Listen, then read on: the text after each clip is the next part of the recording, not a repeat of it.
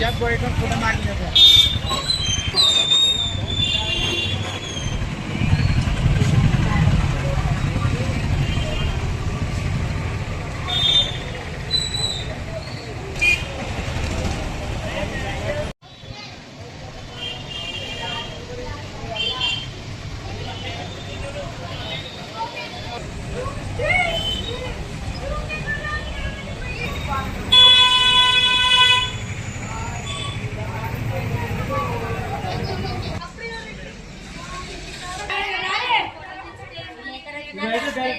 Photo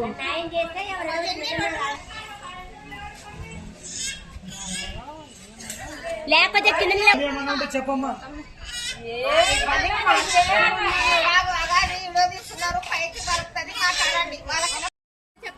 ఈ ఏరియాకి ఎవరు పట్టించుకోవడం లేదు.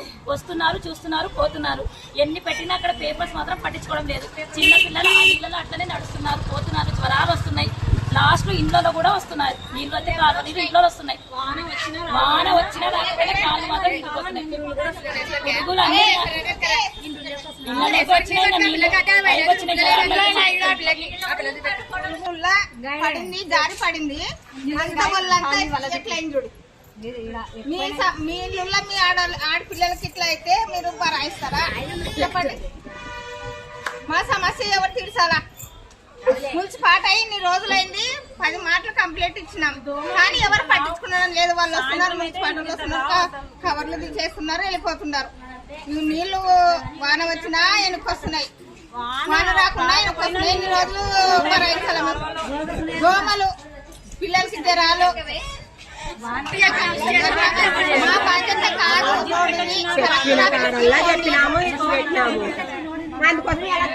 చిన్న చిన్న పిల్లలు ఇళ్ళలో ఉండలేరు, పొరపాటున బయటకు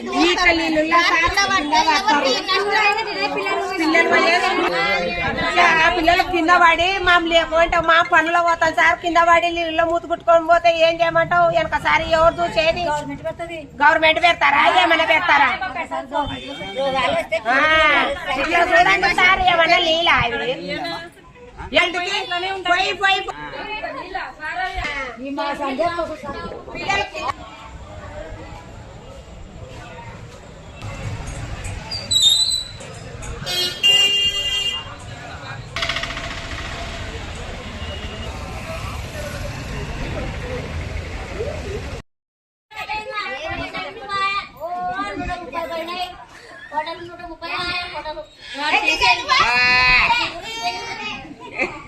लड़ते लड़े